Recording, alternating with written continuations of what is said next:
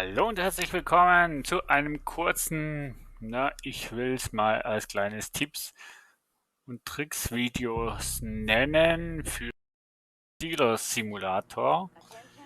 So, ja. Ich gehe jetzt nicht auf die Spielmechanik ein oder auf die Verstecke und so weiter. Ich hänge momentan sowieso in dem Spiel fest, weil ja, hier hat es einen kleinen Bug drin, einfach so an dem Rande. Nein, auf jeden Fall nehme ich eine Tasche mit. Und zwar nicht die mit Geld drin. Also ist eigentlich egal, weil ich will euch nur die vier Wege zeigen, die wir brauchen, um über die Grenze zu kommen. Also das sind die vier, wo ich kenne. Ah, scheiße, Geld brauche ich doch noch.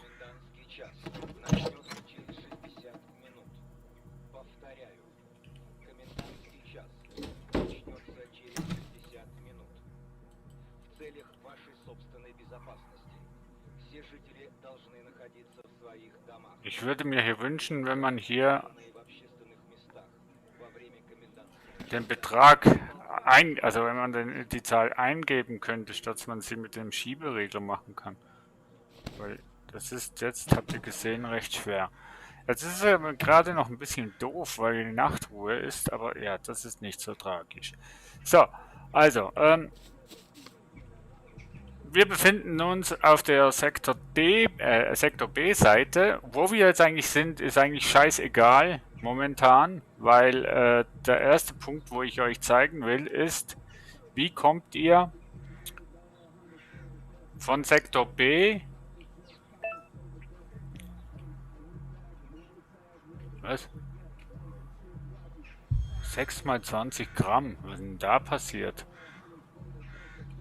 Seit wann will der so wenig? Naja, okay. Ich speichere ja nicht. Nein, jetzt zeige ich euch, wie man von Sektor B rüberkommt in Sektor, ich nenne das jetzt mal A, ohne die Polizeipatrouille, also doch die ganz normale humane Variante.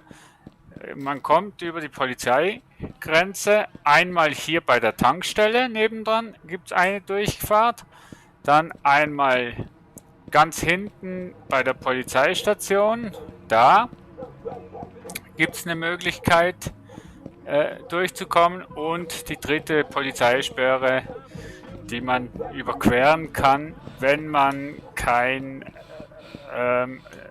Dope dabei hat oder keinen Stoff dabei hat, also keine Drogen dabei hat, wäre nee, das wäre jetzt ich habe doch keine Zeit. Komm. Also ich würde mir noch wünschen, wenn man das Spiel zu zweit spielen könnte, sodass man doch noch eine kleine Konkurrenz hätte und man nicht quasi der einzige Dealer ist. Also, ne, das wäre das vom Spielprinzip technischen noch spannender, wenn man das mit einem Kollegen zusammenspielen könnte, aber nicht im Koop als dieses, sondern im Prinzip als Koop gegeneinander, miteinander, das kann man dann selbst entscheiden. So, hier wäre die dritte Möglichkeit, über die Grenzkontrolle ohne Drogen zu kommen. Da wird man ja jedes Mal durchsucht. Und meine Erfahrung war auch, wenn du Illusionen relativ hoch hast und Drogen, also geringfügige Drogen im Inventar hast, findet die Grenzkontroller, finden das komischerweise immer. Die Patrouillen finden das nicht immer, aber die Patrouillen hier finden es. Wenn wir jetzt im Startsektor sind, hier ist unser Haupt, nennt's Hauptquartier, so jetzt haben wir es. Dann, wenn du keine Dopes hast und keine Nachtsperre ist, kommst du eigentlich bei diesen drei Grenzkontrollen, die ich euch gezeigt habe, rüber. So, jetzt ist aber in 3 Minuten eigentlich Nacht, also Polizeistunde. Das ist eigentlich an und für sich gar nicht mal so schlecht, weil dann können wir ja nicht über die Kontrollen rübergehen, weil ja jedes Mal, also in der Polizeistunde, egal ob du Dope hast oder nicht, werden sie dich, wenn sie dich sehen, werden sie dich durchsuchen wollen, und auch wenn du nichts dabei hast, werden sie dich einbuchten. Das heißt, in der Polizeistunde nie von der Polizei durchsuchen lassen, weil du wirst nicht ohne Verhaftung rumgehen, weil sie dich in der Polizeistunde erwischt haben. Und Polizeistunde heißt quasi, in dieser Zeit darfst du nicht auf der Straße sein. So, hätten wir das geklärt. So, jetzt ist der ganze Alarm vorbei. Wir haben relativ geringfügiges Aufsehen. Das heißt, wir haben relativ Ruhe. Zwar da drüben sehe ich schon Polizisten. Wir verstecken uns mal schnell hier, schauen, wo die hingehen, schauen mal da vorne, weil die erste Sache, die ich euch zeigen will, ist, wie ihr zum Beispiel,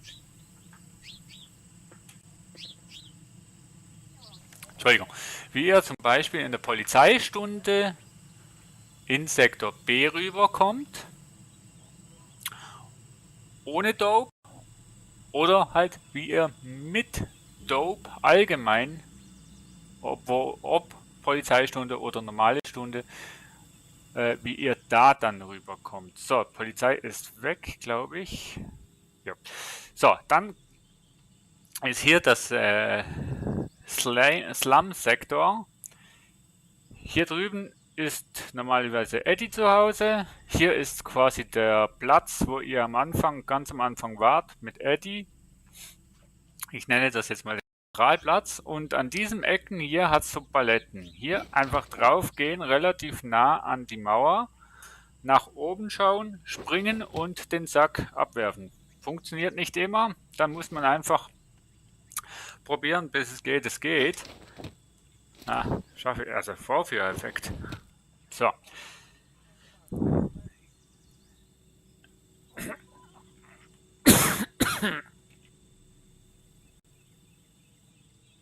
Entschuldigung, irgendwie habe ich was im Hals. So, wir müssen schauen, wo die Polizei ist. Da drüben. Der Sack ist jetzt auf der anderen Seite. Im Sektor drüben. Da klaut ihn auch niemand, nimmt ihn auch niemand. Und der ist auf sicher. Da findet auch die Polizei nicht. Und wenn ihr jetzt zum Beispiel am Tag durch das macht und Dope jetzt so rüberwerft, das funktioniert auch. Man muss wirklich relativ nah, man muss testen, es geht auf jeden Fall. Und ich habe einfach die Erfahrung, dass man springt, also abspringen und gleich B drückt.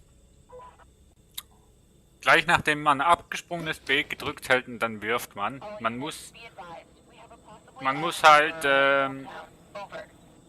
testen, also man muss halt öfters versuchen, aber das hier ist eine todsichere Stelle, wo man die Mauer den Sack werfen kann. So, jetzt aber zu dem einen Punkt, den ich noch nie bei einem YouTube-Video gesehen habe.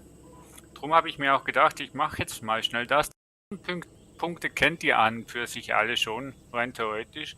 Nur diesen Punkt, glaube ich, kennt keiner oder noch nicht viele. Auf jeden Fall hier bei diesem Dolendeckel. Ich habe es per Zufall entdeckt. Hier ist Eddie, hier ist der Zentralplatz, hier sind die Paletten, hier ist der Slum Park und hier ist der Dolendeckel. Wenn wir jetzt durch diesen Dolendeckel kommen, shit. Naja, Polizeistunde ist immer ein bisschen doof. Dann kommen wir quasi neben dem Friedhof raus und der Friedhof ist auf Sektor B. Das heißt, ne, wir sind irgendwo hier, irgendwo hier, glaube ich, nee, warte mal, irgendwo hier war der Dolendeckel und hier oben kamen wir raus. Sektor B ist quasi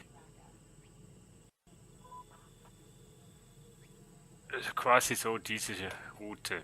Ne? Ihr seid also jetzt auf Sektor B-Seite, neben dem Friedhof. Ja. Polizeistunde finde ich immer ein bisschen doof, wenn man da jetzt so Sachen sagt, aber ist okay. So, also, Friedhof, ne? Alles gut. Jetzt wollt ihr natürlich eure Tasche wieder. Das ist ja logisch. Die haben wir ja vorhin über...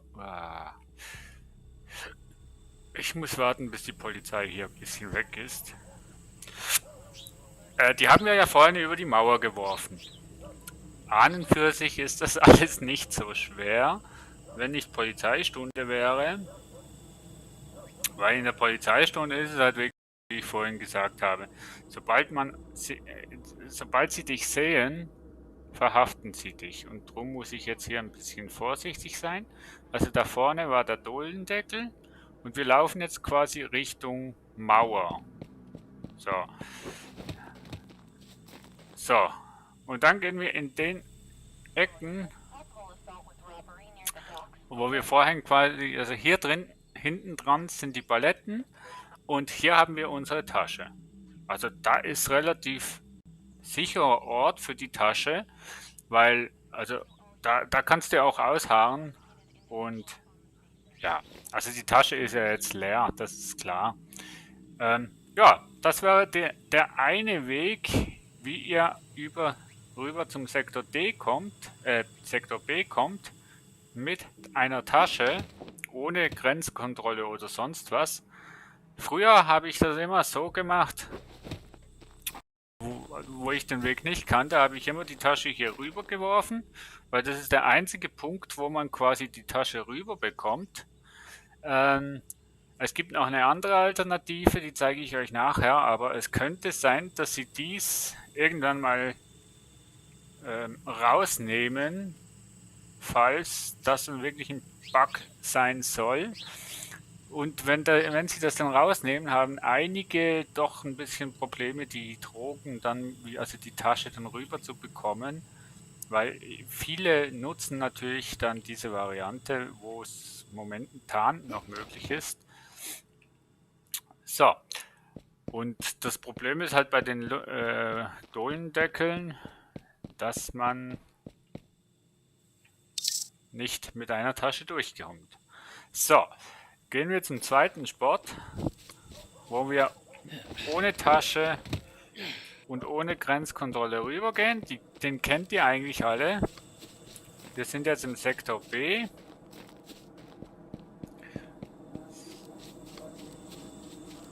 Und ja, bei mir hat das Spiel sowieso einen kleinen Bug, weil ich habe eigentlich alle Sachen freigemacht. Und ich komme jetzt einfach nicht mehr weiter wegen dem. Dachte ich. Hey, you, wait! He's running away! Get him! Ja, ich hab den. Suspect on the run! He's getting away!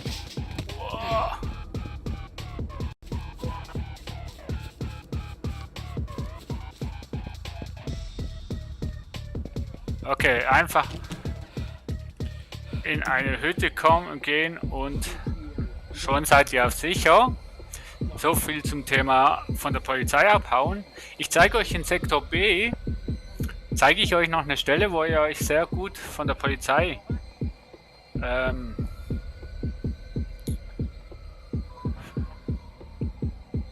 verstecken könnt. Nee. Ich zeige es euch, wenn ich mit der Polizei wieder in Konflikt komme, zeige ich euch im Sektor B noch einen Ort, wo ihr garantiert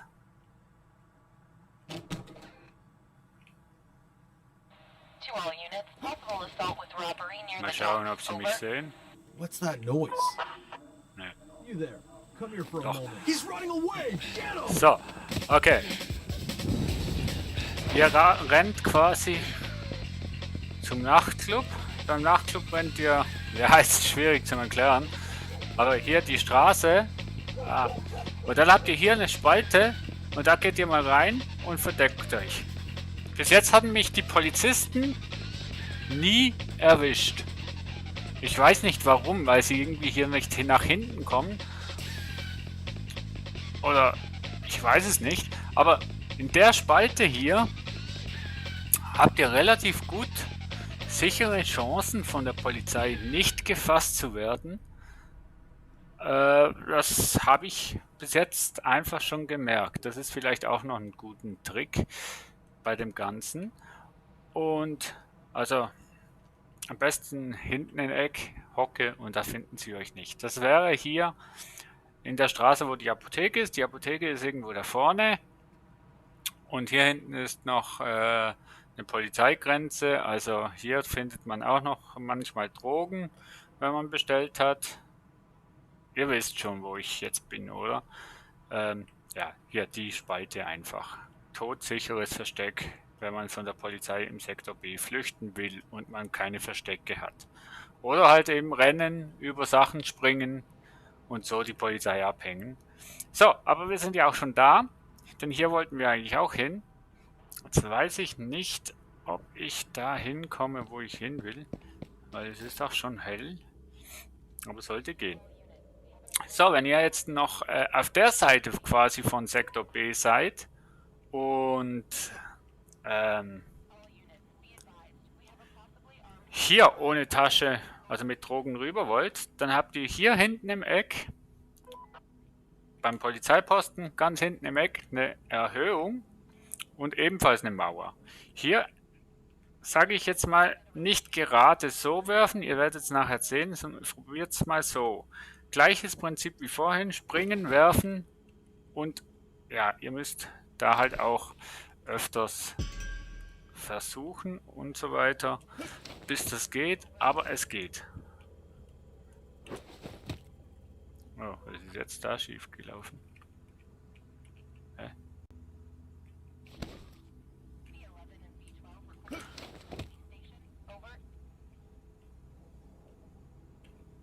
Ja, irgendwie Vorführeffekt. Also es funktioniert wirklich. So. Tasche ist drüben. Also auch relativ sichere Variante, die Tasche von der B-Seite auf die A-Seite zu bekommen, über diesen Spot hier. So, also Polizeistunde ist zwar cool und recht, aber doch für so Sachen doch ein bisschen scheiße. Man braucht relativ viel Zeit. So, dann kommt ihr, wie kommt ihr jetzt ohne Polizeikontrolle in Sektor A wieder rüber? Diesen Ort, den kennen eigentlich schon ziemlich viele.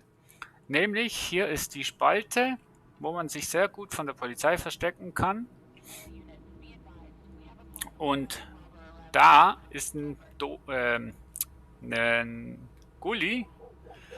Und wenn man durch den rüber geht, kommt man drüben bei der Tankstelle, kann man sagen, hier ist die Tankstelle, kommt man raus. So, wenn ihr den Sack wieder wollt holen, auch eigentlich eine todsichere Variante, ohne dass ihr eine Polizei oder so weiter im Knick habt. Und zwar sind wir jetzt hier ist die Porte und hier haben wir den Sack rübergeworfen. Ja, mir ist es mal passiert, dass er hier hinten gelandet ist. Da kommt man nicht hin. Aber dann müsst ihr einfach mal so ruhig versuchen, bis ihr den Triggerpunkt habt und die ganze Zeit F drücken. Wenn er hier oben drauf ist, ist kein Problem. Zack.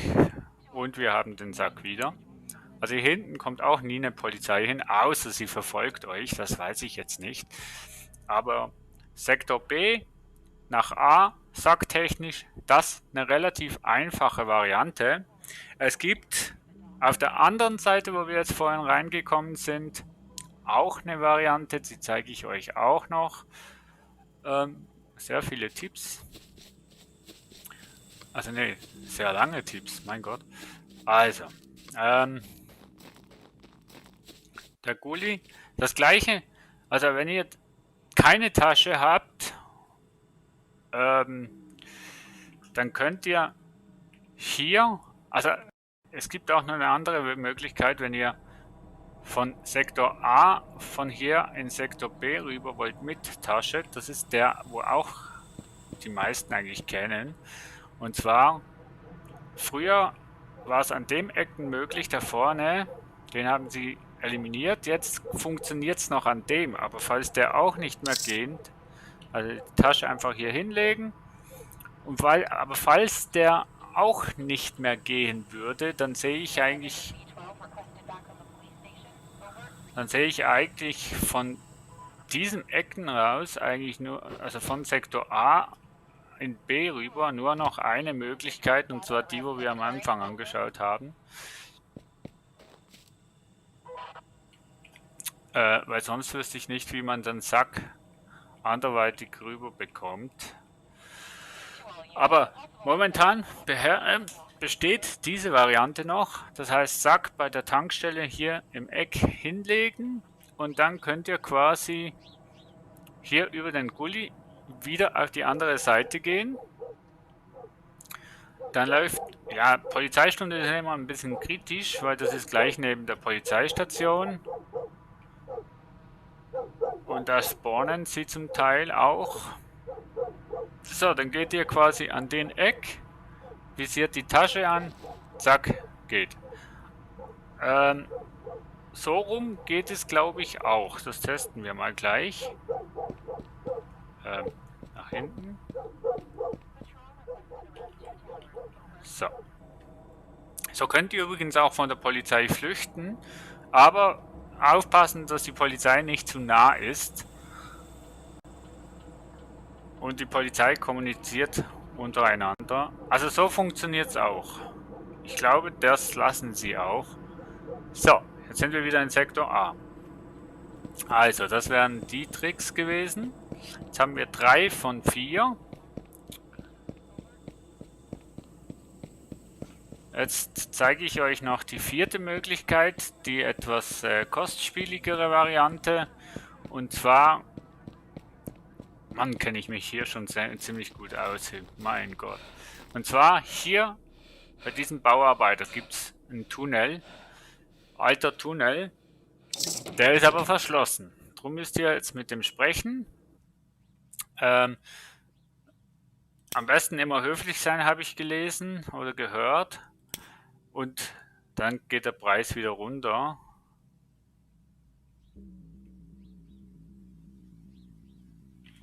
Nein. Okay, ja. Ich habe vergessen, das Geld mitzunehmen. Naja, auf jeden Fall. Wenn ihr mit dem reist, kommt ihr irgendwo hier hin, kommt ihr irgendwo hier wieder raus. Glaube ich, wenn ich mich nicht täusche, kommt ihr, glaube ich, hier raus. Ne? Also auch wieder in Sektor B. Aber das ist die kostspielige Variante, aber auch eigentlich die schnellste Variante, wenn man mit Drogen auf Sektor B will gehen. So, jetzt zeige ich euch noch die Variante von Sektor B nach Sektor A über den Slam-Eingang, beziehungsweise von A nach B habe ich euch ja schon gezeigt. Aber es gibt auch eine Variante von B auf A über diesen Weg. Also das heißt, ihr müsst nicht immer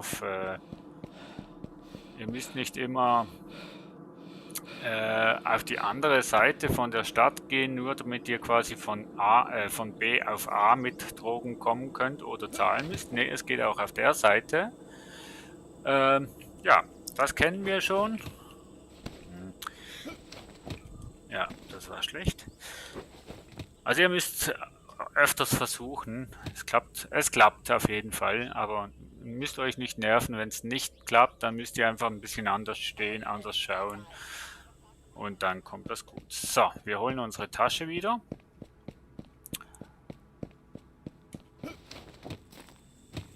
Und wir haben es gleich.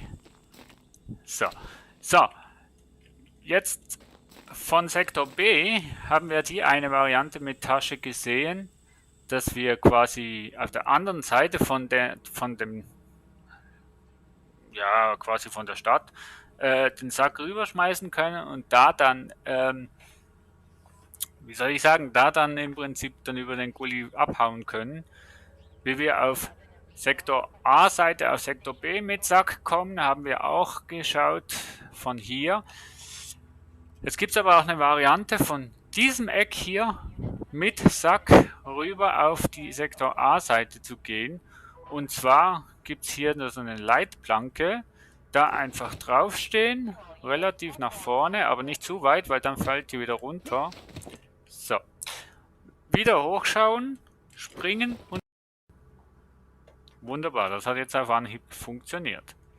So, jetzt fragt ihr euch natürlich, ja, Sack ist drüben, wie komme ich jetzt rüber? Naja, ganz einfach, ihr nehmt wieder den gleichen Weg, wie ihr quasi vorhin jetzt hier rüber gekommen seid. Und zwar Gully, der hier neben dem Friedhof ist. Zack. Und wir sind hier wieder beim Zentralplatz, nenne ich das mal. Und der Sack liegt da vorne. Irgendwo hier. Irgendwo in der Straße liegt er dann am Boden. Und das war's mit meinen Tipps und Tricks, wie ihr in Sektor B kommt oder von Sektor B nach Sektor A kommt. Und ich hoffe, ich konnte euch damit ein bisschen weiterhelfen, wie ihr die Drogen relativ einfach ohne Polizeikontrolle in Sektor B oder von Sektor B auf Sektor A bekommt. Ist auch hilfreich, wenn man zum Beispiel eine Lieferung in Sektor B hat und man sie auf der Sektor A-Seite braucht oder eine Sektor A-Seite eine Lieferung bekommt, die man eigentlich im Sektor B braucht. Ja, ich hoffe, ich konnte euch damit helfen und ich wünsche euch dann noch ganz viel Spaß beim Dealen, Drogenmischen und beim Ghetto beherrschen. An der Stelle bis dann. Tschüss.